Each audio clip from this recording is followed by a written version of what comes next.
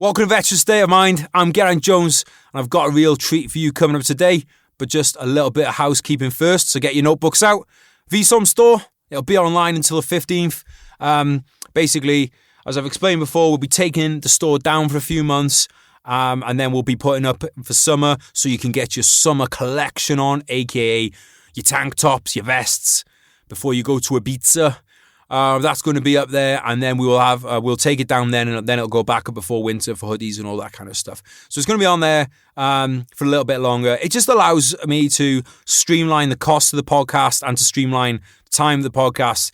I think you all agree that the time will be better going into bringing you more guests than it is to bringing you more t-shirts.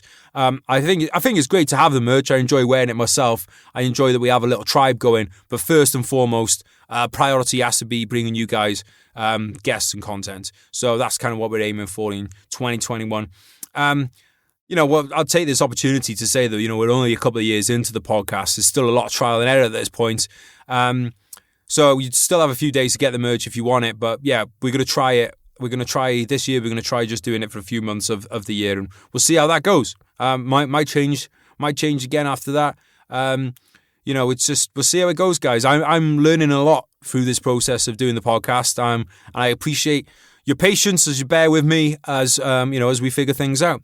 All right, and you can find that at vsomstore.com, also linked in the show notes, and also everything's linked up at Veteran State of Mind on social media.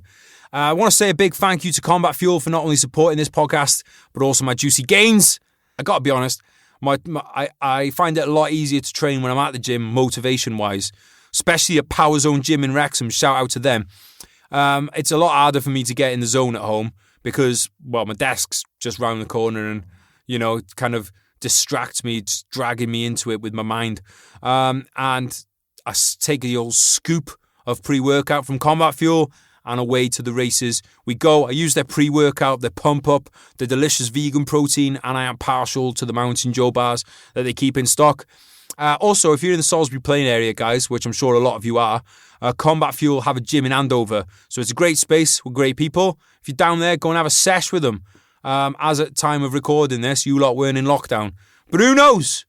Who knows what the government is doing this month? But this isn't a rant and bant, so I'm going to move on. All right, on to today's guest.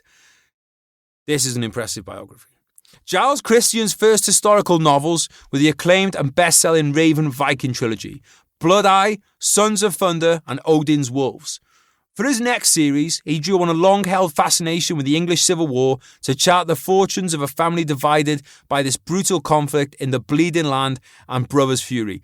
I tell you what, Giles knows how to name a book. Giles also co-wrote Wilbur Smith's #1 bestseller, Golden Lion, In God of Vengeance, a Times Book of the Year, Winter's Fire, and the Historical Writers Association Gold Crown shortlisted Wings of the Storm. He returned to the world of the Vikings to tell the story of Sigurd and his celebrated fictional fellowship. Lancelot was published to great acclaim and hit the Times bestseller charts at number 3. It was also a Sunday Times bestseller. His new novel, Camelot, is out now. I would like to add to that Giles is a top bloke. It was helped me in my own writing career, and it was an absolute pleasure to talk to him today. He really is a great bloke, absolutely fascinating. So let's get to him. Please give a very warm welcome to Mr. Giles Kristian. Giles, welcome to the podcast, mate. How are you doing? I'm doing very well, thanks. Thanks for having me on. You're welcome, buddy. I wanted to do it for a while. I was hoping at some point that you, me, and Dan Mills would be able to have a bit of a freeway and have a chat, but hopefully we'll still be able to do that in the future if we're not all dead in 20, whatever's coming with 2021. But how's your year going? Because we're getting towards the end of the year. It'll be the end of the year by the time this goes out. Have you had a good year or a bad one, or how's things been going? Well, I don't really want to say I've enjoyed lockdown, but there are elements of it that I clearly have enjoyed. I think I'm pretty antisocial, so for me, having the perfect excuse not to go out and see people and meet people has been stellar. Yeah. It's funny, isn't it? Because I'm like, fuck lockdown, we should be able to go out. And then I went for a walk, earlier. My mum was like, how was the walk? I was like, great, didn't see anyone. So as much as I want lockdown to end, I kind of want it to end on my terms where I still don't see people for like 90% of the time. That would be great. Yeah, you seem dead sociable to me. You're always talking to people. I mean, obviously, you do this job for a start. On my own terms, though, mate. Like, right. I like seeing... Like if I go for a walk and someone dares be walking on the same path as me, when I'm going out for my time of solitude. Then like, yeah, it's I miss clubs and stuff, mate, and I miss. Actually, you know what? Let's get your opinion on this, because we were having a chat with a guest yesterday, and he was saying that he feels it's really important for blokes, especially, to be able to get together, get rowdy, have blowouts. Like, how do you feel about that? That I do miss that for sure. And you know, when you can't go to the pub, I don't go to the pub a lot anyway, because I've got 2 young kids, and my wife would chop my knackers off if I was, I'm just not that kind of, I'm not that kind of family man, because I couldn't get away with it. But I do miss a proper pub poured pint, because it's not the same out of a bottle at home, is it? Yeah, I think it's there's something I love about these little clusters of groups of people that you get when you're in a pub. It's like, because the thing is, when you go to a pub, yeah, you are only probably talking to the couple of mates that you went in there with until you get smashed and you start hitting on everyone else. But like, I love that hubbub of all different people in there, and like that. Like, I'm sure you're probably the same as me on this one. I think if you're an author, you're probably a people watcher. Yeah, for sure. So that element has been taken away. Like, I really miss. I was talking with my agent about this the other day, because it was like, we were both saying, because we're both working from home, it's great in one way, but if you're an author, you are probably these two things. You're probably a people watcher, and you're probably quite introspective anyway. So when you take away the element of people watching, the only person you have to people watch with is yourself. And that amount of introspection then can be like, all right, I'd like a break from myself, please, at this point. Oh, there's no doubt about it that what we do as a job is pretty unhealthy. I mean, it's physically unhealthy. I hate the fact that my job involves just sitting down, looking at a screen all day long. There's something kind of perverted about that, especially when you're writing action books. You feel like an absolute fraud. I'm writing all this heroic stuff as I'm sitting nice and toasty in my office with a nice cup of coffee. Well, you can come and write in my house if you want to get into the winter scenes, mate, because it's fucking Baltic. But like, no, you're dead right though. So have you ever tried writing at a standing desk? Yeah, I did a book called God of Vengeance standing up. And then the sequel to that, I just had a little boy, and he just didn't sleep, and I was starting the day sort of dead, so I couldn't do that book standing up. It just wouldn't have been possible. How did you find it though? Because this might sound weird to listeners that haven't written or anything, but there's this sensation I get when you're in a seat. It's almost like being in like the cockpit of a plane, where you pull your canopy down and you're locked in. I find it very hard to like lock in like that when I'm standing up. Is that something you felt? Or? I think it was probably a good way for me to write, because I'm very, I actually can't sit still for very long at all. So I'll write a paragraph, and then I'm up and wandering about, and I come and sit down again. And if I write a nice line, I reward myself by wandering off and checking Twitter and whatever. So, like, if you actually, I'm not really at my desk in the chair for any length of time without getting up and moving around. And I think when I did that book standing up, I kind of used it as a bit of a PR thing, really, because people were interested in it. And I kind of said to people that I think it helped imbue the narrative with a bit of energy, because I wasn't just sitting there on my ass, and I was moving about, and I was gesticulating a bit more as I was writing, because I was standing up. And I think some of that probably is a bit true. Because it's a full-on book. It's a full-on book, and it's absolutely full of action. So maybe it did help. I think so, mate.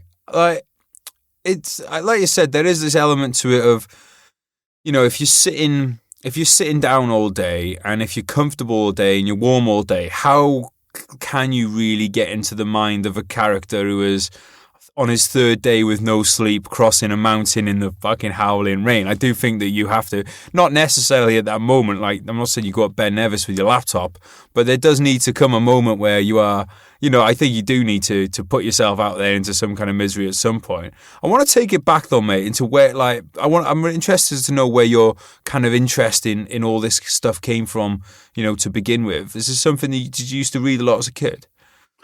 I didn't read at all as a kid. I didn't read a book until I was about 15. Not for pleasure, not for pleasure.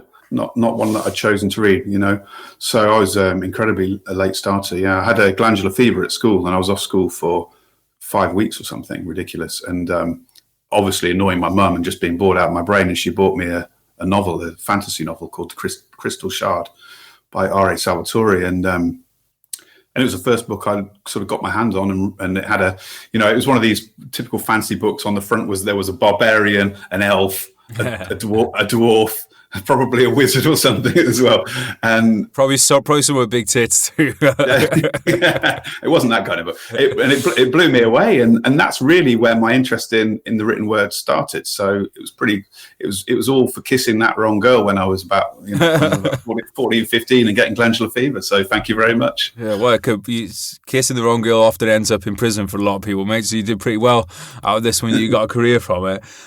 So what about kind of family? Did you have family who were interested in military history, or were in fact in the military themselves? No, not at all. As a kid, I'd always wanted to join the army. I remember writing when I was about 8, writing a letter to.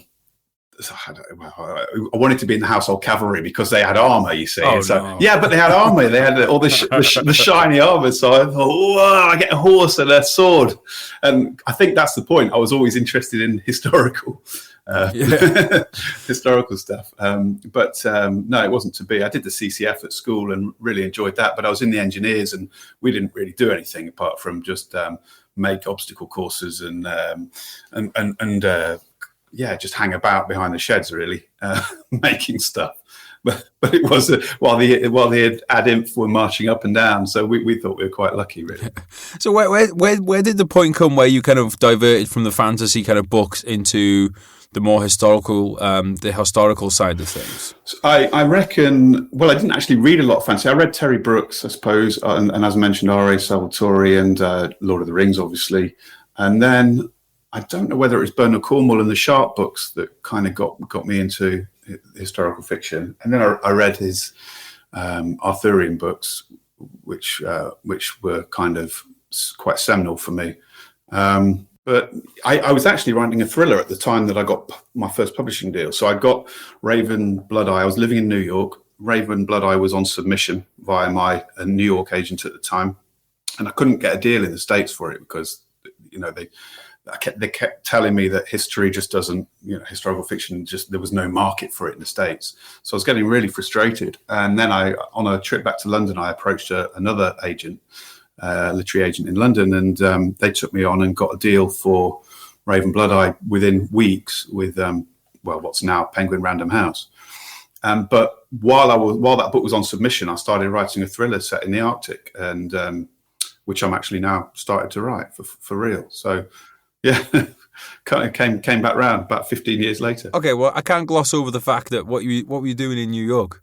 So I worked for a company. Well, my wife worked for the company, setting up a movie marketing company, movie trailers and posters. And she was asked to go and set up a branch of that company, which was a London-based company in New York. So I went over with her, of course.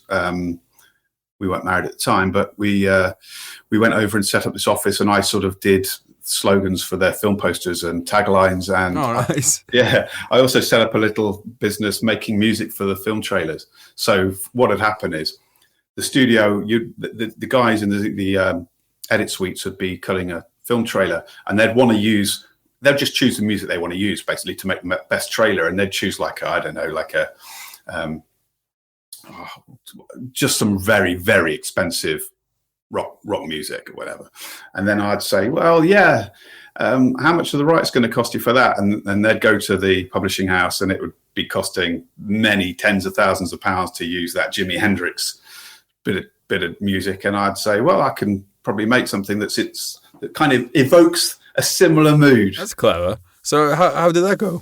So that was great. So I'd worked with all sorts of different musicians and did that for a while. But really, I was just in this massive creative warehouse apartment in New York, working on my first novel. Really, that's pretty cool, dude. That's a pretty cool thing to do. To be in like one of those spaces in New York, really. Like you must have felt the part. It was unbelievable. It really was unbelievable. Yeah. And we had these, it was a massive, massive building, and it was really cold in the winter because when we got there, it was just a shell. And we had the super of the building was a guy called, there was two guys, Willie and Harold, these really, really old old dudes. And Harold had fought in Vietnam, so I used to get some good stories out of him. And then one day we could hear them up on the roof, and we'd complained about the rats. There was rats everywhere up on the roof. We put these tarpaulins over the skylights to keep some of the heat in. And then we went up there to sort of lift them up in the spring, and there was rats just ran out everywhere. So the supers went up there, and then we could just hear them. They were in the 70s and 80s. We could hear them running around with spades up there, sort of splatting these rats. Jesus Christ! What was New York like at that time, in general? We absolutely loved it. I just thought it was exhilarating. It was a sensory overload. It was so much fun. It was so much easier to meet people and kind of go out with people rather than in London. It takes you, you can't just spontaneously say, I'm going to meet you down in some bar or whatever. But in Manhattan, you can do that. It was great fun. Too much fun, actually, in the end. I think there's something about those kind of cities, though, where... Because one of the things you get in America, which I think is so cool, and definitely in places like New York and LA, is not only you've got people moving from all over the world, but in America, more than so than in the UK, it's very normal for people to go and work in totally different parts of the country than they were brought up in. And I think America has more of a culture of, if you start talking to someone at a bar, they're not like, oh, you want to fight, do you? It's like, no, I'm trying to just have a conversation. They have that culture, right? That was a massive culture shock for me, because I grew up in a small market town in the Midlands, in Loughborough and Leicester. And every Friday night when I went out as a kid, we'd get into a rumble. It was just what happened. Almost every week for a few years. And in New York, there was just no trouble at all. I don't know whether it was a sort of zero tolerance policy or whatever, but it worked, because I never saw, in 3 years of living there, I never saw any trouble at all. Any trouble. And what part of town were you in? Well, we were in Soho. We were just off Little Italy. We were on Elizabeth and Spring, actually. And it was beautiful. Loved it. And it was. Did you do much? It was sort of bohemian. It was kind of a bohemian place as well. It was, everyone had their own style, and it was really noticeable, because my wife would say, back home in the UK, when there's a fashion that comes out, if it's in Topshop or whatever, everyone's wearing the same thing. But in New York, everyone seemed to just be an individual and just kind of do whatever they wanted to do, and I thought it was really cool. And did you get much around the States in general? No, not really. No. When we were there, we sort of pretty much stayed there. Apart from coming back to London. I think that can be a thing with cities. Like, it's definitely what happened to me when I was in LA. I spent a lot of time in LA, but then I was like, oh shit, I've actually not seen any of the rest of the country. Because, you know yourself, in New York, going to different parts of the city that's like what it feels like to go out to a different part of the country. Yeah. We went upstate, and that was great fun. And it was amazing how different New York upstate is. You don't have to go very far, and you're in the middle of nowhere, aren't you? It's just surprising when you fly into that part of the world as well. I was always surprised at how much greenery there is. Yeah, absolutely, yeah. But we went to LA last year, and that seemed to have changed. I think you go to LA quite a bit, don't you? But not so much anime, mate, to be honest, because it has changed. But yeah, we went with the kids, and it was really sad. We came across so many guys absolutely out of it on drugs, and just on every street corner we were crossing the road, and it really felt like it had changed since we went a few years ago. Yeah, I mean, I used to be one of those guys out of it on drugs, but I did it in a club like a cool person. And you had both shoes on. Yeah, and I hadn't shit myself yet. But no, I started going out there a lot in 2012, and I've seen I've seen a big change. And I think maybe I see it more because I go back every 3 months, Whereas, like, if you live in there, it's the same as anything else. If it's a gradual thing, you don't notice so much. But yeah, it's not somewhere I want to live anymore. Unless, obviously, you give me a giant mansion up in the hills. But that just, that goes for anything, doesn't it? If you have a big mansion in the hills, then it's fine. But just general, most people in LA, contrary to popular belief, do not live in big houses in the hills. You don't want it with those fires. Well, yeah. I mean, that's when you just get the peasants to come in. You go to your other house in the other part of the country and get some peasants to come and move all your stuff out, mate. You haven't looked into this clearly, mate. You just need more peasants, basically. But no, living in LA on the street level, I mean apartments and stuff. Like you said, mate, you're walking outside, there's needles everywhere, you're a father, you know what you want to raise your kids around.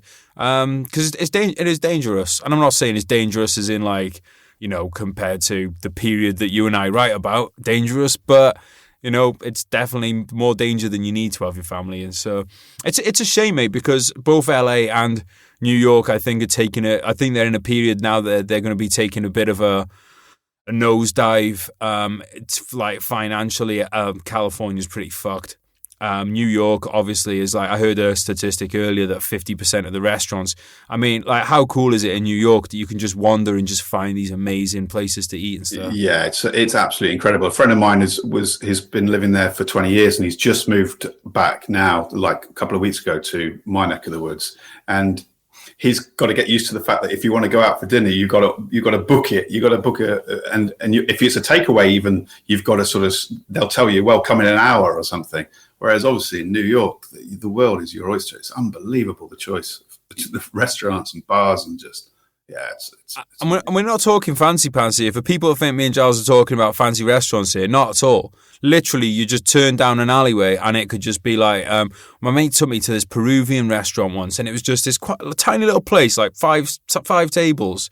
Oh my God, mate, one of the best meals I've had in my life. And they're everywhere. Those little places are just everywhere. It's a really amazing place for, because I'm always a big believer, if you want to get people to be less racist and be more tolerant of other cultures, give them some food from another culture. Yeah, it's a good point. Yeah. But go into those restaurants, sit there, experience it. There's a bit of the music on in the background. I think it's great as well, because the thing is about, you and I could go to a Mexican restaurant right now in Britain.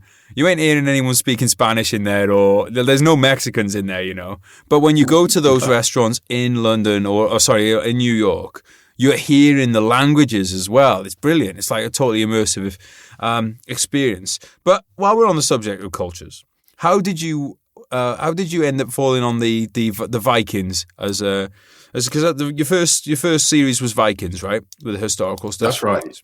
Yeah. Well, my mum's Norwegian, so I'd spent a lot of time growing up in and around the fjords on the west coast of Norway. So it's pretty easy when you're out on a boat fishing for your dinner. It's pretty easy to imagine a longboat coming down the fjord and Kirk Douglas dancing on the oars. It's so it was pretty. And years later, I went on a stag do with my brother. It was my brother's stag do, and we went to Oslo, and we went to the Viking ship museum and looked at the two incredible Viking ships that you can go and physically touch. You're not supposed to, but obviously you have to. and it was, and I was with a bunch of lads having a pretty decent time, obviously cultural as well. And I looked around and just, I started putting them on this longboat, the different characters, and just thinking, this is basically what it was like. It was the Vikings were basically on a stag do, just with a bit more depth. Everything else is pretty similar. It's certainly an appealing thing for a young man, though, isn't it? The Viking way of life, because one of the things I always think about is freedom. I think, who are the most free people that have ever lived? And I think you got the strong cases is for Vikings and for Native Americans in like on the tribal plains, or you can make an argument that those guys, because you could kind of come and go as you wanted. Right, we're going to go to war. I don't want to come. All right, no worries. Stay here, do some farming. All right, cool. Like, there was no pressing. Like, you weren't forced into the army like you were in a lot of the other places. You want to go and be a warrior? Go and be a warrior. Oh, I'm done being a warrior now. That's cool too. It's pretty amazing, isn't it? The freedom they had. Yeah, and if you're a decent warrior and you get lucky and you can bring back enough swag that you don't have to go again, you probably wouldn't. I think people have conceived notion now about what Vikings are, but can you talk a bit more in bigger picture about that kind of period and who these kind of people were that we see so much of them in TV, and like obviously the old thing with the horned helmets, but I think attitudes have changed towards that, haven't they? Yeah, there seems to be a real clampdown on people mentioning the horned helmets. People get very upset about it, which is just as well, because obviously we all know that they didn't wear horned helmets, and in a combat situation, it'd be a pretty stupid thing to do. For a start, it'd probably funnel any blade that was going to miss you down onto your head. So yeah, it doesn't really work in practical terms. But I just think it's a mythology about them. That's what we like. Because really, were they that much different from the Saxons who, invaded these lands, these shores, before, a few hundred years before that? Really, not really that different. Were they just boatloads of warriors out on the pillage? But there's something about the Vikings, and I think that's just because of their ships for a start. I think that's their ultimate weapon, isn't it? And they're so beautiful. So it just so happens that their craft and their war coincides and sort of complements each other in an incredible way. So this ship that they clinker-built ships, which kind of ploughed through most of the North Atlantic with, they happen to be beautiful things at the same time. And I think there's a lot to admire in that.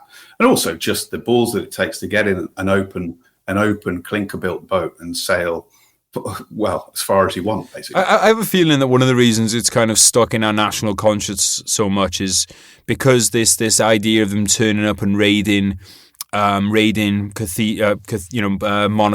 and they were pagan, and I think I think if it would have been Christians coming over and they hadn't been going after monasteries and stuff, it wouldn't have been such a thing. But because it's very hard for us now to think of religion in the terms that people used to think about it like now. Now it's kind of like, right, well, I'm on my deathbed now. I suppose I better make my peace with God. Well, it's not a part of our daily life most of the time.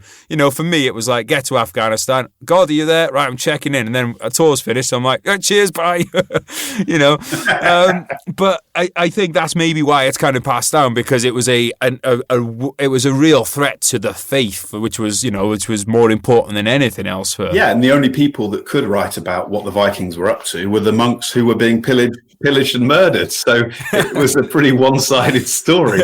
But I have a theory that actually the monks kind of going on about the Vikings was the best bit of PR that the Vikings could have, because if by people hearing about brother so-and-so has just had his head chopped off last week down at that monastery down there, like the next time you see any Vikings, you're just going to run away. So I'm sure it made their job easier in many ways, but you can't really blame them for sort of looting a monastery that happens to be perched on the edge of the land, right by the sea road, and it's full of treasure, and it's guarded by men in skirts. I mean, what's not to love if you're a Viking? I'm super jealous of it, mate. Honestly, I think it's very, very, very unfair that we're not allowed to do any pillaging anymore. But no, it's like you said, it's absolutely these monasteries, they were just basically begging to be robbed. And also there is the theory that some of these raids were like a preemptive strike against Charlemagne, who was obviously Charlemagne was trying to destroy all pagans and slaughtering them in their many thousands. So there is a theory that the Viking Age was kind of a preemptive strike against this Christian empire that was swelling and trying to swallow up everything. You know what? I like that spin on things because, I think we, like you said, we're looking at it from the point of view of, like you said, all the documents. Like, look, we can't trust what we get told now, and we've got sources all over the place. So basically, the history that's being passed down to us is a history from one side who have got a vested interest in saying that the other side were bastards. Yeah, total one-sided story, yeah. And the Vikings are just, all they left were like their culture for a start, but also like the odd rune stone here that's like in Scandinavia sticking out of the ground, and it just says Sven went across the sea and never came back. that's about all they say about it. Classic Sven. He's always up to stuff like that. But I find right now I'm researching. I say researching because there's not really much to research, and that's kind of my point. There's this 4-year war that occurs in the Balkans with the Romans. There's a couple of paragraphs about it from Cassius Dio, I think, wrote it about 200 years later, and then there's one primary source who was around at the time. So, knowing now, but who, by the way, wrote about it 30 years later, I know I've already forgotten half my stuff that I did in Afghanistan. And I've definitely forgotten 3/4 of the stuff that I did in Iraq. So I'm not fully trusting this guy about his knowledge of what happened 30 years earlier. And especially considering how much lead poisoning he probably had at this point. So, and then that is the source at the time. So, you know, what I've kind of come to my conclusion with research now is actually I'm going to look at what you've got to say, and then I'm going to think, well, what makes sense to me that would have happened during this period? Do you have the same kind of thing with Vikings? Yeah, mate. Like to think of research as a failure of the imagination. Stealing that one. Yeah, but it's that is why I write about the Vikings, because you don't let the facts get in the way of the story. And that's the point. I think when you start writing historical fiction, certainly when I started, so the first novel I wrote that didn't get published was set during the First Crusade. And I did so much research on it. I got a diploma in it and bought all the books. And I think I ended up putting all the kind of boring stuff in the novel. And I realized from writing that book that that's not what it's about. It's about the story and should only be about the story if you're writing fiction. And the thing about the Vikings is there really isn't much historical stuff to go on. And like you say, that the kind of the records written by monks or whatever are, well, you know, one-sided, and who cares? And that's probably boring as well. So let's tell it from the Vikings perspective and try and get into the mindset of the Vikings. And that's the danger is now you get people saying, I had a big discussion on Facebook recently that my attention was drawn to it because a character in my first Viking book went on a raid and he raped somebody because that's what they were getting up to in the book. And I got absolutely slaughtered by a few people for this. But it just seemed to me that why would my character, just because he happens to be the hero of my book, should I be putting my sort of 21st century morals onto that character and have him as the only one who didn't get involved in it? It's just so unrealistic. Yeah.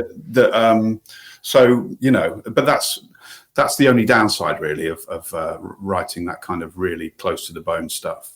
Yeah, the rape one's an interesting one, mate, because the fact is it happened the majority of times there. But the way I kind of get around that is that I have other people doing the raping, but my guy doesn't, because I always think that there's always people that are contrary to the norm at some points. But I do think that it's equally like you should be able to have a character at that end doing it.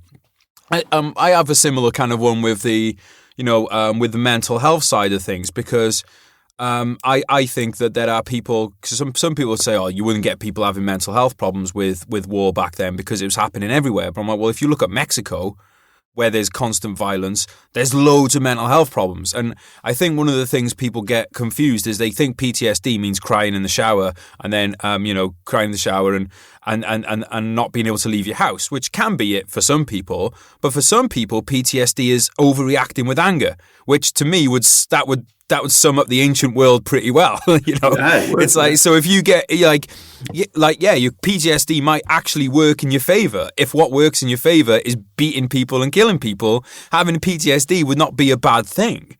So, but it would still be there. Maybe berserkers then were guys suffering with PTSD. Well, I think they got on the sesh pretty hard as well, didn't they? With was it them that used the mushrooms?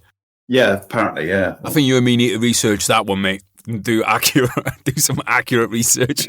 But no, I just think that like this idea that everybody in a certain period acted a certain way. It's like, well, no, because if nobody act differently, when we never change, there's always someone that's going, well, what about doing this or what about doing that? Right now, like there's millions of different opinions around us. I just can't see that it wouldn't, and there's certain trends that are something that most people prescribe to, and I'm sure it would have been the same back then, but just this idea that everybody would have thought the same way at these periods, I just think, well, that's just not people. I agree with you, because the way people think hasn't changed, has it? Not ever, really. So you still love people, you still love your family, and you still love your friends that you're fighting with, and you still have those really, really strong relationships, whether we're talking 5,000 years ago or this week. And if bad, horrible stuff happens to those people, of course it would have affected them mentally. I mean, I think that's just it's got to have happened. Mate, I've had people suggest that it didn't, and I'm like, you're fucking mental. If that was the case, why would there be such, like, the burial rites have always been a massive thing. In fact, we're probably the culture that gives the least fucks about burying people in all of human history. People have always put so much emphasis on burial rites and the afterlife as well, because I think they wanted to know that you go to a better place. And so when people are like, oh, well, they had high infant mortality, so they just weren't bothered by death. I'm like, you fucking mad. Like, of course it would have bothered them. They weren't happy. Oh, another baby dead, no dramas, just fucking, like, it used, like, if you go back, because, I mean, there was high infant mortality up until very recently, and there still is in a lot of parts of the world. You just look at we have there's a lot of documentation on how people dealt with infant mortality in the last couple of 100 years. Nobody's fucking doing cartwheels when they lose the baby. I think you're right, mate. I agree with you. Yeah, well, I think one of the things, we're kind of going off of a bit of a rant here because this is something I've been thinking about a lot, is, and this is, in broader sense, we have this tendency as human beings to think that we are special, and our period of humanity is we're different to everybody else, and bad things aren't going to happen to us, and we've passed this and we've surpassed that, and everyone that lived in the past was a bastard, but we're great. And I just think that's like a symptom of the bigger problem is, and I know that there's people who obviously think the same way that we do because I see it in their writing, but then there's other people I'm like, you're fucking mad, like, you're mad, mate, like, you're just it's the stereotypes, I suppose, that come through of like, yeah, there's these warriors and they didn't care about loss and they didn't care about this and they didn't care about that, and they were different, and it's almost like the whole Roman thing of they're barbarians and we're the enlightened ones. Yeah. So I don't really have a question on that, mate. I was just ranting. So let's go. So with the Viking thing then, who are some of your favourite historical characters from that period? Because like you said, there's not that much really kind of passed down, but are there any ones that you have heard of who you think sound like good blokes? Well, Harold Hardrada was the man as far as I'm concerned. His life was just extraordinary. He obviously he died just prior to the Battle of Hastings, and he was the third man of that year, and he launched his last roll of the dice to try and seize the English crown, and obviously fought up at Stamford Bridge and lost and died with his household warriors all around him. They were caught lounging in the sun without their armour on, and they were caught quick by surprise, and it was still a very close run battle. But his life really was extraordinary because he was one of the most well-travelled men of the age. And he'd lived a life of almost constant warfare since he was a teenager, and obviously he became the leader of the Emperor's Byzantine Guard and the Varangian Guard, and sort of had an affair with a princess, and it was a mercenary, and he had his own warriors who got those warriors in Constantinople got the nickname the Emperor's wineskins because they were said to drink a lot. But yeah, he was a giant as well. He was a giant of a man, and he went down swinging. And I just think, yeah, we should know more about him. His life was so cool. He was a Christian, as it happened. He died a Christian, but I like to think that he got a place in Valhalla anyway. Yeah. Mate, you know what's really interesting is, and this is one that I want anyone that's serving in the military to take note of, is his life was war and he still got caught slipping at the end. Yeah, good point, yeah. I mean, well, probably because he was pissed by the sounds of it from what you were saying. But no, I think that's a great point. Like, it doesn't matter how many tours you've done, doesn't matter how many battles you've fought. If you slip in one day, then it could be the other guy's first fight. But like if you're complacent, like complacency kills. And at that battle, there was the legend of the one Viking who stood on the bridge and just wouldn't let any of the English get across the bridge, and he stood there with an axe. And this account actually comes from the English side, so we assume it's true because they talk about this one Norse warrior that stood there with his axe and just kept taking people down one after another. And I'd like to write something about him. I want to know what his story was, you know. How, like, when we think about Vikings now, you think about like these massive dudes and stuff. Well, like, what kind of size were these blokes? They're pretty much our size, as far as I'm aware. Maybe a little bit shorter, but not much. It's not like people always imagine that, because at that time they were eating good food, and they were the populations in Norway were, well, there was no one there, so you weren't. It wasn't like the Industrial Revolution or whatever just before, when everyone was fighting for food and you're eating rubbish, and these people were living off good food, plenty of fish and meat and vegetables and everything else. So there's no reason why they couldn't grow pretty big and gnarly. Yeah, so we're talking about like muscular, strong, because I mean the weight of kit that they have to carry. Like, what kind of what kind of equipment and kit and stuff are these guys carrying? Well, in the later period, in the period of Harald Hardrada, they are wearing male shirts, and his he had a name for his. He named it. What was it called? Emma or something. It was really long. It was a famously long sort of suit of mail, helmets, shield, axe. Yeah, obviously sword. Yeah, some heavy equipment all in all. Because I think there's about a max of weight that people can carry and be effective. Because I think when I was looking into like what a hoplite carried, by the time you add up all the weight of their arms and armor, it's about the same as what a squaddy gets now. It's the same. At the end of the day, there's only so much. Like, it might be more comfortable now. You might have more straps. Although I've always believed as well that the guys back in then are not going to go, oh, my kit's uncomfortable, I'm not going to try and do anything about it. Like, the individuals would find ways of taking, like, of using strapping and stuff to take that off. And I think that's something that there's kind of, like you said before, mate, the research thing, I can't remember exactly what you said about the lack of imagination, basically. There's definitely that, I feel, in history that we quite go, this is what they do and this is how they do it. And I'm thinking, people are individual. I don't buy this thing that, like, these guys would not be going out. And there is evidence of it with the Romans that, you got the guys, they find they used to have the belts that they'd have the swords on, and guys would basically get these little plates stitched into there and stuff, which was a way of making your gear cool in the same way as today. And I think being an individual has always been a part of being human. Yeah, well, they did find those Viking skulls in a mass grave where they saw that they'd filed their teeth, and they didn't know why they'd done it, but they assumed it was to just for the same reason, I suppose, that people might get tattoos or whatever, just to sort of be individual, maybe to scare their enemies. We don't really know, but they had these filed teeth, and it showed that it probably was quite painful to do that to yourself. Slap a disclaimer on this: do not try filing your teeth at home. I know we have some infantrymen listening who are like, "Oh, that sounds badass. I'm going to file my teeth down." It didn't help them though, because they obviously ended up in a mass grave anyway. So with their heads chopped off. Yeah. Maybe that was the next step. They were like, look what I'm going to do next.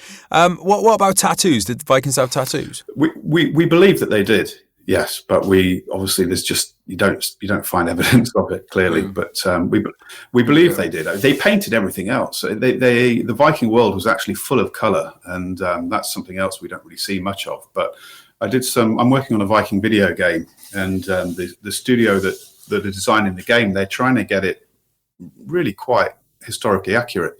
So they asked me to research colours, the Viking colours, really. And this is something I hadn't really done for my novels. And so I did. And you can look at online, you can look at the colour palette of the colours that were available in the Viking world. And I also rode a Viking ship, a replica Viking ship, a few years back. And they painted that in the same colours that were available. And it did show what a colourful world it was, actually. And why wouldn't it be? Like you're saying, people like to be flamboyant, people like to get noticed. And if it's always a sign of, conspicuous consumption, whether you've got a sword or a nice piece of armor or whatever, or you've painted your house or whatever it is. But it's a way of standing out and sort of showing yourself to be maybe a cut above the rest. Absolutely, mate. Like all these Roman buildings that people see, you go to Rome and you see all these things, they weren't sandstone colour, they were painted. Everything was painted. And statues as well, right? And I think it's funny though, isn't it? Because we look at them now and we're like, oh, well, we want to see these, like, we want to look at these old historical buildings. I'm like, well, why are we looking at them in the way that they weren't? Like that would be like now, you come and have a look at somebody's house and you've stripped away the outer layer of the house. It's like, why it just wouldn't. It's not what they lived in. It's not how it was then. So why do we look at it as just a sandstone building? I never really kind of understood that. Yeah. So when we were kids and you saw a Roman statue and it was kind of white marble looking, and that was it, and that's the way we thought they were. And now we know that they were painted, and the skin, the faces were painted skin color, and and it's you see it in a totally different. When you see those when they show what it would have looked like, it's kind of mind blowing. It looks wrong because it's not what we expect. Yeah, but that's kind of like full stop. Really, is that we have even the Second World War, which was not long ago at all. We see black and white images.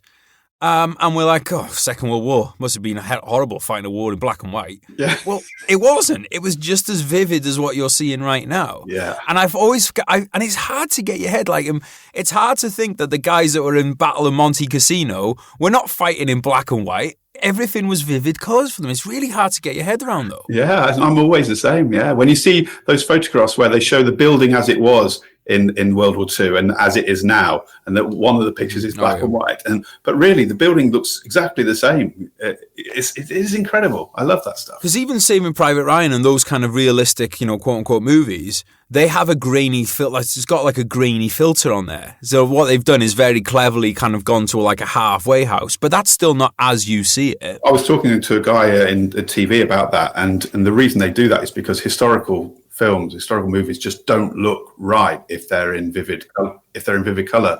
We've become so accustomed now to the way historical drama is represented, and if it was in sort of clear, crystal clear, bright colors, we wouldn't accept that as an historical 4K, movie. like in 4K kind of HD, you'd be like, oh, what's this? This is weird. This must be like, oh, these are modern people dressing up as like Romans or whatever. It's a strange one, mate. The way we trick ourselves, like that. On the book side of things, then, what kind of things did you learn doing your first series of books that you've done? This question is totally for me. Or did you learn doing your first series that you'd wish you'd known at the beginning? Like, what's some of the biggest lessons that you learned going through it? Not just as a historical fiction writer, but just as an author in general. I guess I learned that there aren't really any rules. I used to think, before I got published, I used to wander around bookshops and kind of daydreaming about what it would be like to be a published author. And it was, for a while, it was all consuming. I was so desperate to get a publishing deal. It hurt, it was a painful experience. And I used to buy all these books about how to get published and read it. As if there was a secret that you could learn. And I've since kind of realized that there really isn't. And you just have to do it. And if it's good enough and lands on the right person's desk at the right time, you might get published, but you make things happen yourself in life generally. Like whether it's a book deal, whether it's trying to get a screen project off the ground or whatever, you just have to keep hammering away. And nobody just turns up at your door and says, yeah, I'm going to make a film of your book, or I'm going to give you a publishing deal. It just doesn't happen that way. You have to really go and fight for it over and over again. And eventually you might get somewhere. I started writing the novel in 2004, the first book. I got the publishing deal in 2007, and it was published in 2009. So it was a long road of kind of desperately hoping and trying and, writing, emailing people all the time. And you have to have stamina. You really do, even though it's a sedentary job. The strength is all internal. Absolutely, Matt. I second everything you just said. Like, there's the ability to get up, like constantly get up off the canvas. Because even when you're like, if you're in work, from what I can tell, and I'm fortunate now. I didn't really know any a few years ago, but I'm fortunate now to know a lot of people in TV, books, music as well. It never stops. You are constantly going to get put down on the canvas.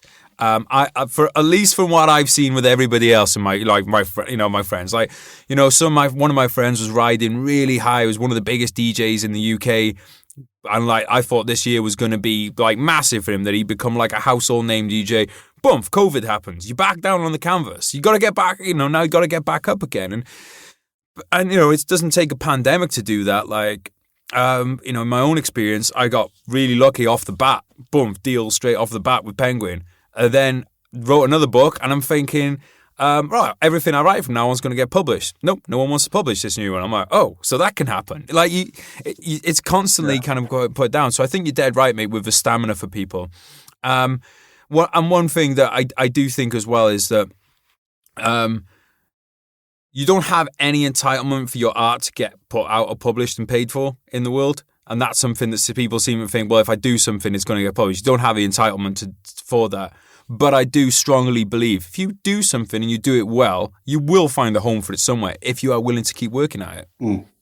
Well, yeah, that's the idea is that publishing in particular is still kind of, to use a naval term, a meritocracy, and if it's good, hopefully it will rise. But it's difficult to get heard. There are so many books out there. When you see how many books are published every week, and you think, how can anyone ever find my book? And especially if you don't, especially with bookstores not being open, over COVID and everything. So my last book came out in the middle of lockdown, which I was not particularly delighted about. But fortunately, it got into a couple of supermarkets, so it still did all right. But obviously, it wasn't available in any high street shops. So it's a difficult situation, really. It's a weird one, mate, isn't it? Because it's like one of those ones where you got to look at the silver lining. Because Brothers in Arms came out in paperback in May, and it was the only book I've ever had where I haven't gone to the supermarket to see on the shelf.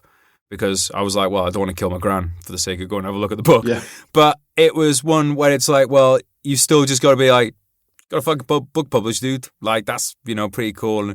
And like, as far as like you said earlier, mate, like this year, it's a great year to be a writer. It really is. And it's, so would a book have done better in a year where people were actually in shops? Yeah, they would. But it's, on the plus side is you're still able to keep writing, to keep making books that will come out in years where people aren't locked down. When it comes to your book series and stuff, how do you decide about how do you decide about how long you're going to have a series run for and when it's time to start in a different period and how far ahead do you look with that kind of stuff? Yeah, so obviously there are some authors that will just write kind of a series and just keep it going and going and going and going. But I've never, even though I kind of like the idea of building up that kind of momentum so that you get to the point where some of these guys, whether it's Bernard Cornwell or exactly the money, where you just know that you've built up such an audience now that the book's going to go out and everyone's going to buy it and job done. But that just doesn't interest me. I just would get bored out of my brain writing the same book over and over again. So I do like to jump around. That's why I've done Vikings, I've done English Civil War, 2 books set during the English Civil War. I've done a kind of a pirate one, which was a co-write with Wilbur Smith. I did, what else have I done? Oh yeah, Lancelot and Camelot. And now I'm doing a thriller set in Arctic Norway, so which is contemporary. So that's the biggest jump, obviously, out of those. But that's, for me, it's got to stay fresh and it's got to be a challenge. And yeah, I don't like making life too difficult for myself, but I also do enjoy a challenge. Yeah, I'm on the same page, mate. And here's the thing as well, like we're both saying, like, yeah, the Arctic one might be set contemporary, but people are people. So, compelling story is compelling story. So it's like, yeah, there's those other bits that fit around it. But I'm the same way, mate. Like, for me, being a writer is having a job that you get to enjoy. So if you get into the point where it's a mundane repeating the same thing, well, you might as well be doing a 9 to 5 and not have any of the risk that comes with being a self-employed artist. Yeah. And the weight gain of sitting down writing a book at your computer all day long. Yeah. But how do you go about selecting your next series? Like, where do ideas come from in your life? So with Lancelot, really, I was looking for a big name to pin a series or a book on, because at that point in historical fiction, it seemed that to be heard, you had to have a big name on the front of your book. And there was something about that, because if you picked an obscure period of history or something that people hadn't really heard of, it probably wouldn't have got on the supermarket shelves at that point, certainly, because by picking a name that everyone's heard, whether it's Lionheart or whether it's Caesar or whoever it is, if you've got that name on the front cover, people have there's already a brand awareness, the brand being the character that you're writing about. So people already know something about it, and hopefully they think, oh yeah, I know a bit about Caesar, I want to know more, so they buy the book. Whereas if you just pick a nobody from the Roman period, then you haven't got that instant brand awareness. So I wanted a big name on the front of the cover, and I came up with Lancelot because I thought everyone's done King Arthur to death, but no one's done Lancelot, and he was the best knight, so how come we've not talked about him? And obviously part of the greatest love triangle in Western literature. So I came up with that idea. I didn't have a story at that point. I just had the I just had the title. I thought, that's a cool title. Now then, what's this book going to be about? That's a really good idea, though, mate. Like I've never even thought about that, to be quite honest. So I'm definitely stealing that off go you. for it. That's a really good idea. Because, like you said, like there's a it is brand. Like there is brand. Vikings have you know what though? I credit you with being part of the people to give Vikings the strong brand back, because I don't think they really did have that strong of a brand until the last probably 10 years, really, isn't it? Like the last 10 years they got massive. Yeah. What's that kind of like? Do you take credit for that? Do you see that and think, right, I am part of the reason that people know a lot more about the Vikings now? Yeah, I mean, I think so. The books have been translated, around the world, so I've definitely been a part of that. I think that the TV show has been a massive part of that. Although my books were out first, which is a shame. Bernard Cornwell's Vikings. Well, you see, his was a Saxon series, but then Vikings got big, and now people talk about it as a Viking series. It's like, no, it wasn't. They were his Saxon books. Yeah, they were Saxon. It's about. Exactly. They were his Saxon books. Let's rebrand this. Let's everybody call them the Viking books.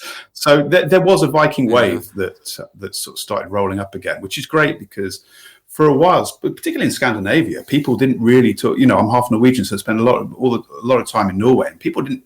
They seemed embarrassed about the Vikings for most of my childhood. It wasn't something because the reputation of Vikings was heathen savages, sort of uneducated, whatever, and they got a bit of a bad rep. And I think now Vikings are getting popular again. Obviously, the Nazis appropriating some of the Norse mythology and symbols didn't help.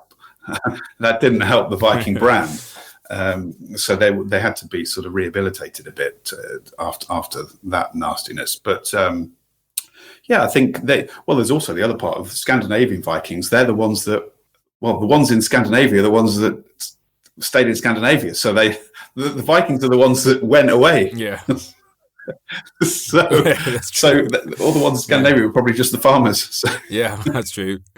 Mate, how do you feel about so recently there's so the period I wrote about with the Roman books, there's a Netflix show about it now, and I was like, I would kind of like to have been involved with that. Did you get a similar experience with the Vikings? I actually gave up watching the series because I had so many people were emailing me saying, "Oh, this bit is just like in your book," and I just started getting a bit frustrated and I stopped watching it.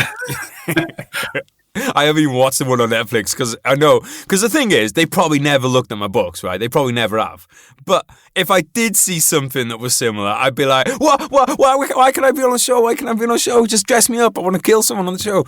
So I've just because people message me about it, I'm just like, no, I'm just not gonna look at it. Do you think it's a good series? Oh, fucking hell, mate! Now I got to watch it. Do you feel like it benefited your books though that there was the series out and stuff? I expect it. I expect so. I mean, Vikings, the TV show was huge, wasn't it? It was absolutely huge. So I guess there must have been some people. I don't actually know what the crossover of a book readership or book audience is with the TV, because there must be a lot of people who watch TV who never pick up a novel.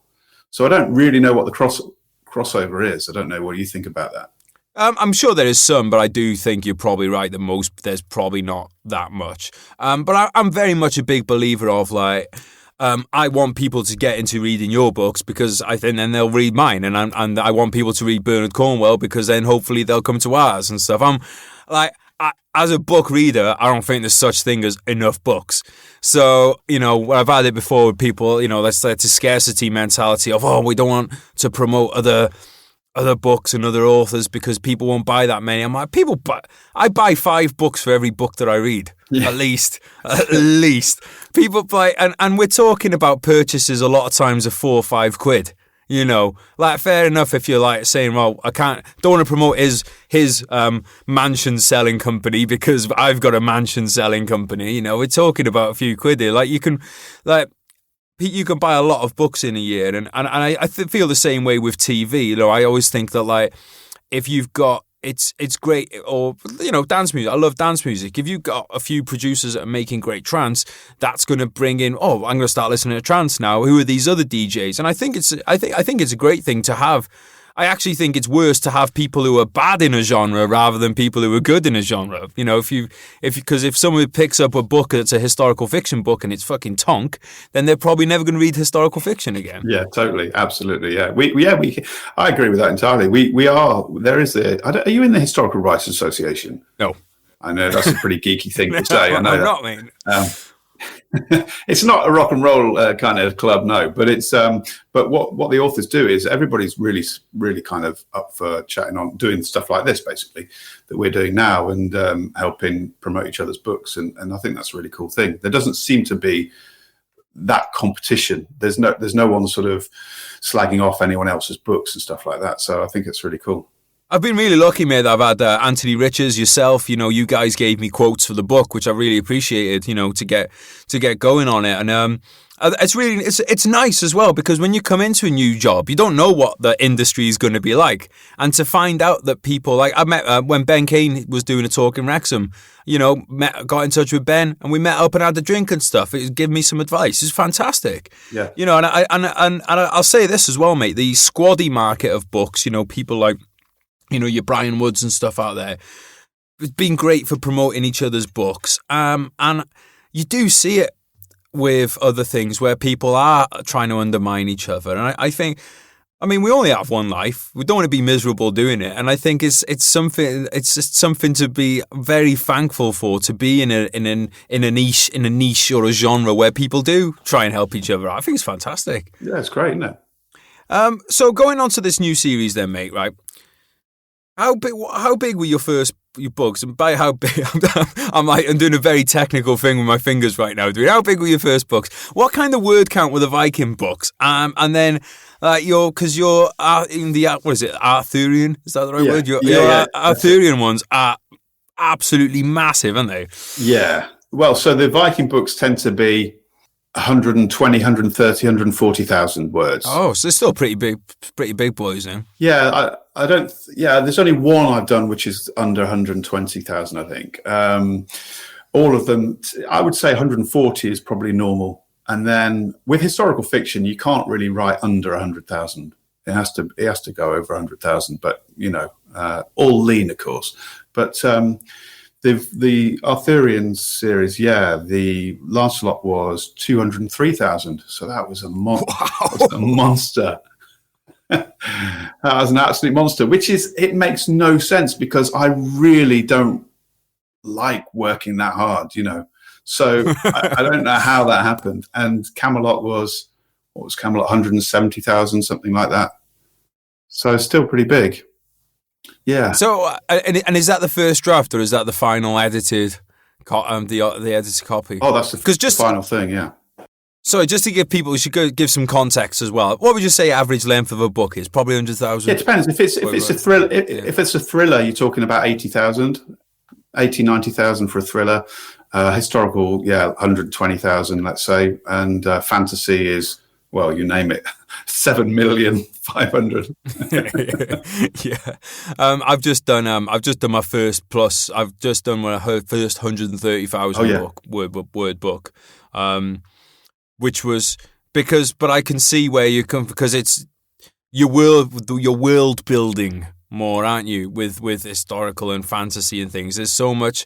The kind of story's about the same, but you've got to build up so much of explaining the world around it. I am actually trying with my next couple of books though to do 80,000 for the historical, just because I want to see how much I can strip back on this. Because I got to be honest, mate, talking about what kind of armor and stuff people have fucking bores me. And like you were saying earlier, I'm like, I want to enjoy my job. I want to be writing about. Actually, you know what? Let me ask you this: what part of the book do you enjoy writing about most? Like, what's like? Is it dialogue? Is it like backstory? Like, what was the favorite part of the book for you? I enjoy dialogue because it seems quick. The world building I enjoy when I've done it. You know, when Lancelot and Camelot, they were very descriptive, and you know, I go for it, and I kind of I get quite lyrical, and it's beautiful and poetic, and I go, yeah, that's great, but it's painful. But the actual doing of it is painful. It really hurts my brain.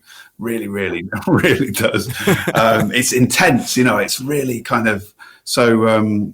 Yeah, I don't actually find the process easy at all. Writing, I find very difficult. I used to kind of enjoy it a lot more. Let's say with the Viking books, it was, well, I kind of didn't think about it as much, I guess. And like with all things, the better you get, the more you become a critic of your own stuff. And we've chatted about this before, and I've got the impression that you kind of want to tell me to stop being precious and just get on with it. But, yeah, I mean, well, yes and no, mate, because it depends what kind of position somebody's in. I think when you're trying to start writing, I think for anyone out there, when you're starting, you need to just get on with things. But then if you're in a position to go over something a lot, then do so. But I do also think that and again, this is something that I kind of like have been told from other people now in different things. It's like, there gets to a point where the stuff you're changing is only going to be noticed by you. I think, you know, like if it's music, you've got you add a little bit of extra cymbal in somewhere or something. Like no one's noticing that except for you. And I think but I think though, if you have the self-awareness to be honest with yourself, you know when, am I doing this because I'm putting off submitting it? Or am I doing this because I do genuinely think that I could have done a better job at the beginning? Well, I don't do rewrites really very much. So I spend the time at the time to get it right. And it really doesn't change much then from that draft to publishing. So when you said about word count, I never take words out in the edit. I always add. Right. My books always get longer after I've submitted them rather than the other way around, which I think it's normal for editing means, doesn't it? Taking away. Well, but I always add to it. But I would say that in my life, I'm far from a sort of perfectionist. I'm in no way a perfectionist in anything I do. Like if I'm hanging a picture around the house, I'll kind of go, that's roughly between there and there sort of thing. I'll pick up a book and use it as a ruler or something. And that'll do. And it's like, yeah, that looks all right. That'll do me. But with the writing, I kind of have become, it's the only thing I do in my life that I actually do it to the utmost of my ability. I think that's the thing. So what is your kind of process like? Not necessarily on a daily process, but big picture, start to finish. What are the kind of building blocks from going from idea to finished book? Well, that's changed over the years. My publisher now sort of likes to see a really detailed plan of the book, which you know, I would have thought after I'm on my 12th novel now, I would have thought if I just said I've got this idea, I'm going to write a book about Attila the Hun, they'd just say, yeah, go and write that, brilliant. But no, they want, and because now with the publishing process, everybody at the publishing house gets involved in it. So you know, whereas once it might have been your editor and the kind of the head honcho and the finance guy. Now it's the marketing team, the sales guy, the people that are actually going to hand sell the books into Waterstones. They want to know how many copies they think they can get into that branch of Waterstones. And so it's becoming a process that's kind of taken to the limits and of the fine detail. And so they really have to be sure that they really want to know exactly how many copies they're going to sell of it before they decide whether they're going to give you the advance to write it. As you know, I mean, it's harder and harder to get a publishing deal at the moment. And so with my new book, I'd do, well, even with Lancelot, the chapter plan was probably 17,000 words or something, which is it's like homework, really. Yeah. They're like, Giles, how many people are you raping in this book? There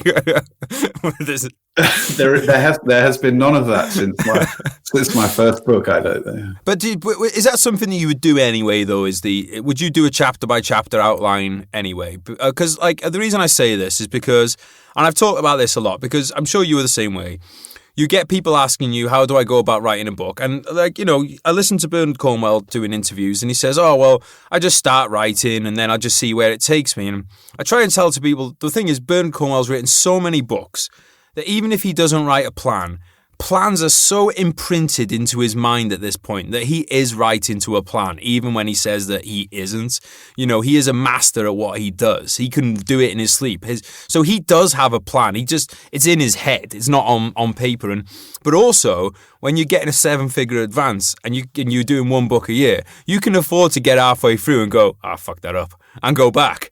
Whereas if you have got 3 kids and you're working a job and then you're trying to write for 30 minutes in the evening, you cannot afford that. Or you can, but it's going to take you 10 years to write your book and not a couple of years. So is outlining something that you like? Are you a fan of outlining? Yeah, I am now. As I say, I didn't used to be with the Viking books. I didn't really. I just kind of did what Bernard says he does, and I just sat down and started writing and see where it would take me. But now I do plan, and I'm glad I do, because at least you've got a roadmap there, and you can just, even though sometimes I'll think, I've not looked at the plan for a while, and I find it on my computer and realise I've gone completely off track. But I think that's okay, as long as you know where as long as the words are getting down. I think that's the thing.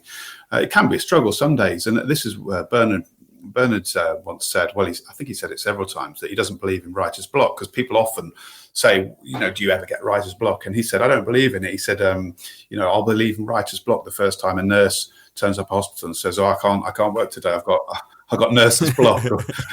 He says something similar to that. But I don't think that's a fair analogy, actually, because if you're doing a job as a nurse, doing an incredible job in that sort of field, every day you turn up and you have to react to whatever the situation might be. But as a writer, you have to make stuff where before there was no stuff. So there is nothing there until it comes out of your brain. So I think it is a very different. I don't think that analogy works. And sometimes you can sit down and think, I literally don't know where this story is going from here. Or you might know where it's going to go in the next chapter, but you don't have to get to that point. So for me, there are some days where it's a real struggle, and I might only get 600 words down in a day. But as long as I keep going, it's momentum, I think, is the thing that you need to try and get. And that's the thing, mate. Like I don't believe in writer's block, because you still have your fingers and you can write. So a writer's block to me insinuates that you can't write at all. But I can, because my thing's always just like, okay, you might not have the great thing, you might not be in the flow that day, you might have all kinds of things on your mind, but you can still write, and writing something will be better than nothing, and you might have to come back and re-edit almost everything that you did, but you can still write. So I think writer's block is, I think people are always looking for reasons to get excuse off the hook, like, I had to take the kids to school this morning. That wasn't planned. I can't write today. I'll put it back. It's so to me, writer's block gives, the reason I'm opposed to it is it gives people an excuse to get off the hook. It's like, no, you still got your hands, you still got the computer or whatever, or even if you haven't got the computer, open a notebook. You can still write. But but there's definitely going to be days where you write shit. Basically, a professional can't have writer's block because you can't afford it. You're on a deadline. So you got to keep writing. That's all there is to it. Exactly, man. We've had Stephen Pressfield on the podcast. I'm a big fan of Steve's, and I love his books, like Do the Work and The War of Art and those kind of things, which basically is saying that it's like this is what it comes down to, I suppose. Is like, are you an amateur or are you a professional? And if you're a professional, you can't have the nurse's block thing is pretty funny, and but it's kind of true. It's like, well, if you're a writer, you can't afford to have block, and look. If you do feel like you have a mental block, well, find out ways to get over it. like, you know, if that's a problem, if find out like write about why you have writer's block. Like there's going to be something in your head. You've got a pen in your hand or a laptop in front of you. Right. So like, yeah, I don't believe in writer's block, but I do believe in obviously having bad days at the office, you know, because we all have them. So what is your kind of like, and just while we're on the subject of outlines, I just want to back up as well and say that I am a strong supporter of outlines, because I do think that I'm still in a stage of my career where I'm learning a lot.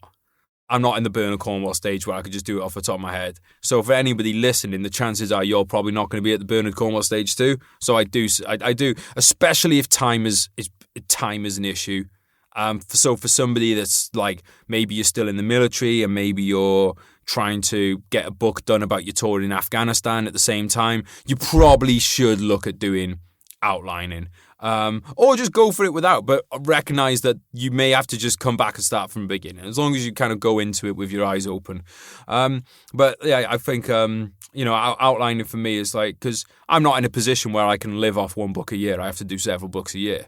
So outlining is critical. Outlining is critical for me, because that enables me to bang out 3-4 books, you know, a year, which I wouldn't be able to do otherwise without it. So with your series now, mate, when you've gone from these historical fiction ones, because again, and this is I'm asking a lot of questions here that are definitely beneficial for me. Hopefully, they're beneficial and interesting for the listeners too. You're going through these different time periods, but you have been historical fiction before as being like a kind of like a common thread to it. So how are you feeling about the move from going from historical fiction to contemporary fiction? So yeah, it's not a permanent move, by the way, but it's just that this was that I mentioned earlier that it was a story that I had in my mind for years, and the reason I sort of came up with the idea was I did a cross-country skiing trip where we had to ski a long way, build an igloo, sleep in the igloo, ski off again, and that sort of stuff. And that's when I came up with the idea. And this was about 15 years ago. And so that story had been in my mind ever since I wanted to write it, but obviously as a historical author, and that was my niche. So I never really thought about doing it. And then I wrote Lancelot and Camelot, and they were two really kind of involved books. They took so much out of me, like emotionally, and yeah, physically as well, because it's kind of exhausting to just kind of be in this world and to sort of to be in that world for 203,000 words.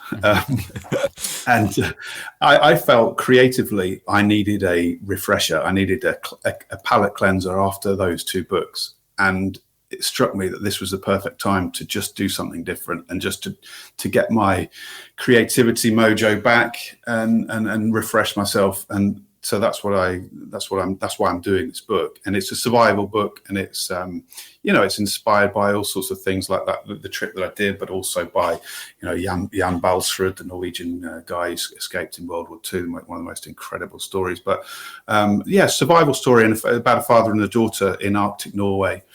And they get involved in some bad stuff, and somebody's trying to kill them, basically. So it is different from the stuff I've written before in the respect that it's contemporary, but it's set in the Arctic and there's nothing there. So it could be historical. The only difference, the only difference is really that there is a rifle or two involved, hunting rifle involved. But other than that, the hallmarks of my other stuff are still in this book. But I did have to trim it back a lot. So like you said about the world building, when you're writing a book that they're gonna put in the thriller section, even though to me it's not what I think of as a thriller, it's more of a survival story, but if they're going to put it in the thriller box, which a publisher is always going to have to decide where they're going to put it, I found that I was being too descriptive, and I had to just keep chopping because you just want someone to keep turning the pages with this kind of book. With any kind of book you want that, but there aren't those moments in the same way as Lancelot where somebody might, if I'm lucky, kind of half close a book and just think about the paragraph they've just read and try and picture it in their minds. The thriller's not really like that. So I'm loving it. I'm loving being able to make contemporary references, which is obviously something I've never done before. I'm loving not having to look up every bit of information about flora and fauna that might have been in post-Roman Britain, you know. And yeah, because my books are so sort of researched. If a bird flies over, I have to know that bird would have been seen in that part of Britain back then and haven't just sort of appeared in the last 200 years. Or same with the plants and the trees and everything else. So it's a really, really sort of refreshing experience. I'm enjoying it a lot. What's your kind of daily process like?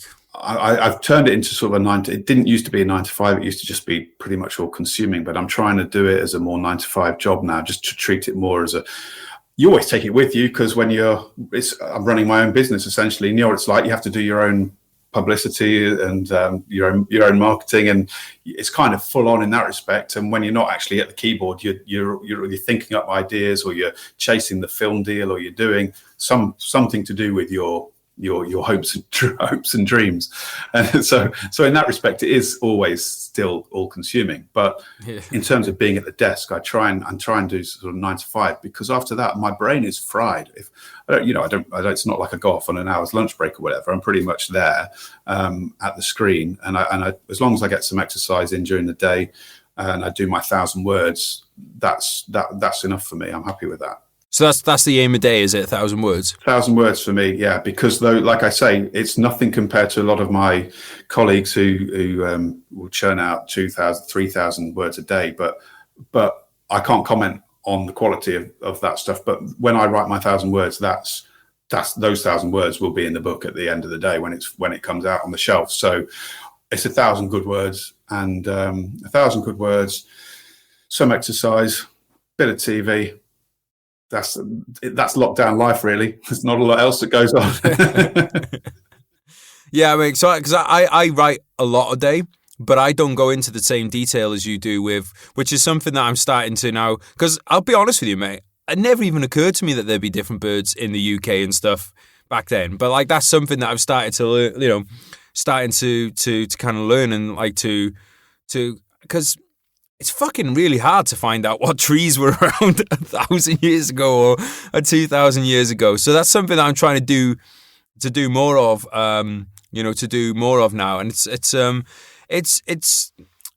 like, I think it's one of these things where it's like, you've got to unfortunately make, if somebody's working part-time working part-time on a book, then you've got to ask yourself a question: is accuracy more important than expediency? Do you want to get this book to a publisher in the next year, or are you willing to wait 3 years? Like, so anyone that's listening that's looking to do a book, these are the things that you need to ask yourself. Like, if a book is going to be affected by not having that kind of level of detail in, then you might need to change the timeline that you're looking at, for getting out there. So these are all really good points. What kind of What is the next book of yours that's going to hit the shelves? Have you got another one that's waiting to come out, or will this thriller be the next one? So Camelot will come out in paperback in June, I think, next year, and then Far Wanderer, which is the new one, the thriller, is going to come out the year after that. Because I will be delivering it in probably February, so in theory it could have come out at the end of next year, but everything, because of COVID, everything's a massive backlog, so it's going to have to be pushed back to the following year. So that's, Far Wanderer will be the next new book. Awesome. Well, mate, I really enjoyed today's chat, and like I say, I appreciate your support in my own writing career as well, and all that. I really appreciate that. Before we leave, can you just let everyone know where they can find your books and where they can find you, and then we'll get your final thoughts for the noble listeners. So where to get my books? Well, you've got a lot of listeners in the States, haven't you? And we got some there. We got a few people in Wrexham who I don't think read, so we won't bother with them. But we're pretty even split between the States and in the UK. Yeah, so in the UK, I mean, Waterstones is always a good bet, and because they're not in the supermarkets now, because it was back in May, but they don't carry. People will say to me, oh, your book wasn't in the supermarket. And I say to them, well, that's because it was out 6 months ago in the supermarket. Yeah, they carry like 30 books, dude. Like, I'm sorry, I can't hold my space there. Fucking Michelle Obama needs 29 of those spaces. Like, what am I supposed to do? Exactly. So otherwise it's Amazon, or I'm just about to reopen the shop on the website for signed copies, actually, because coming up to Christmas, I think that's quite nice if people can get hold of a signed copy, which is www.gileskristian.com. I'll put those in the show notes as well, so people can just click on the link and go straight through, because I know they're too lazy to use their fat little thumbs and to go through that way. So Emma, any final words of wisdom for the listeners? No, I think you need to go and watch Barbarians, that oh mate, don't do it. Netflix series. I definitely can't do it at the moment because I'm writing. I'm one of those things, like, I don't like to read anything that's related to what I'm working on at the time. Yeah. So right now I'm watching comedies. So I've written some comedies this year. Although, to be honest, that was a terrible idea because of the more like talk about COVID backlog. But I'll tell you about that in private. But devastated. I thought this was the year, mate. Look, things were all trending upwards. And this is actually, you know what, I will tell this to the listeners. Basically, after 8 years of hammering away at screenplays, this looked like the year that I had I don't know if he's A-list or not. He's pretty A-list. Who was on board with it, loving it. And I was like, this is it. It's finally happened. Got the TV show. And then it's like, nobody's making anything. The slate is backed up at least for a year. We've got to come back to this maybe in a year, which by that point, other projects have come in. It's not as timely anymore. So just listeners, just so you know, you just have to keep picking yourself up off the canvas. As I said earlier. But check out Giles's books. Check out my books too, you fuckers. Get two of them together, but sign copies too. I know, to be fair, mate, we have a very good listenership on this podcast who are I think we have a good book reading audience here. Any little stories actually that I forgot to ask you about this one, because obviously we had the story earlier about the guys who were caught out in the sunshine, basking in the sun rather than being on the lookout for the enemy. Are there any other little kind of tales like that you think could be handy to any serving soldiers listening? Anything that you've come across that would kind of a good lesson for soldiers that transcends time? Well, there was this officer in the English Civil War who had a wooden leg, and some of the soldiers thought he was keeping gold in his wooden leg, so they took it off and beat him to death with it. That's awesome. So basically, any of the amputees that are listening to this podcast, because we do know we have a few of them, I now know where you keep your stash, and I will be beating you to death with it next time I see you. Oh, mate, that's a classic one, mate. Like, why did they beat him to death? Because they were pissed off that there was nothing in there. I assume so, yeah. Bastards. People are bastards. Well, mate, thank you for that one. We're going to finish it on a happy story. But yeah, thanks so much for coming on, mate. I really appreciate it. Yeah. Thanks for your time. Thanks very much. Thanks, bro. Brilliant fun. Thank you. Cheers. Catch you soon, mate. Cheers. Guys, thank you for joining us on today's podcast. Giles, thank you for coming on, mate. Really enjoyed that. If you want to find Giles's books, then there's links in the show notes. There's also a link to VSOM Store for the last few days on that before we shut it down for a few months. But please, guys, as I've been saying, if you enjoy the episodes, if you enjoy the guests, please support the guests. I'm sure if there's someone in your life who would like one of Giles's books. He didn't come on to promote the book, by the way. I reached out to Giles to ask him to come on because why? I wanted to talk to him. He's a fascinating bloke, and he's done a lot for me. So I wanted to repay the favour and have him on here. And I think you guys will agree he's a top bloke. So everything's up in the show notes, guys. And we're going to be back on Thursday with something a little different. As we did back in autumn, we're going to have young Sam on the podcast. So we'll be doing a bit of Q&A and advice for young blokes. All right, we recorded that earlier today. It basically turns into a ransom banter, but we got young Sam on instead of Joe. I'm sorry, guys. I'm stressed out. So Sam was trying to ask me level-headed questions, and I basically went through the fucking roof like a shamoolie. But you know what? Might be some entertainment value in there. So that's coming out on Thursday. Then on Monday, we're back with a former member of the Reg, a.k.a. the Parachute Regiment, Jamie Flynn. He does crazy base jumping, wingsuits, all kinds of nutcase stuff that make your mum worry if that was the kind of thing that you were into. He's got a really, really fascinating story. He's top bloke. We're going to have a... I hope Jamie comes back on often to the podcast because I really enjoyed having a chat with him. We've already recorded that one too, so I can give you the big thumbs up, seal of approval on that one. All right, guys, I'll catch you next time. I love you. Bye. You told me not to worry, and you wouldn't break my heart. You told me you were sorry, yeah, my whole world fell apart. You said it's not my fault, and yeah, I've never done you wrong. I'm grinding to a halt, now I can see you're moving on. I promised I'd get better, and I told you things would change. You keep me to the gutter, yeah, I'll never be the same. I've gotta let you go, now live your life and spread your wings. And yeah, you put on quite a show, and pulled the puppet strings. And are you sure that you don't want me? Remember all the pain, or maybe you should thank me. It's your loss and my gain. I'm leaving now forever, I won't hang my head in shame. But yeah, you've taken me for granted, and you should feel ashamed. You sold a dream to all of us, a dream that we'd all die for, a reason for us all to live and something we could fight for. I might just help a man up to his feet or hold a newborn, but no matter what I do, my hands remembering my rifle, yeah. Life's hard, I know that, still wouldn't change shit. I wouldn't go back, yeah, I wouldn't go back. Feelings I hold back, memories fade, yeah, they go fast, yeah, they go fast. Good times to come and go, survive the highs and lows, just take it step by step, I guess, yeah, I suppose. Good times to come and go, survive the highs and lows, just take it step by step, I guess.